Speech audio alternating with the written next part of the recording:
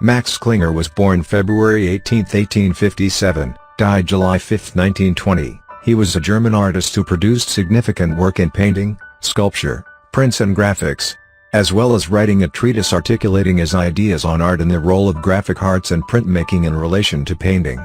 He is associated with symbolism, the Vienna Secession, and Jugendstil, the German manifestation of Art Nouveau. He is best known today for his many prints, particularly a series entitled Paraphrase on the finding of a glove and his monumental sculptural installation in homage to Beethoven at the Vienna Secession in 1902. The exhibition, presented within the specific architecture, with the sculpture, paintings, and music, was in part offered in the context of the Gesamtkunstwerk.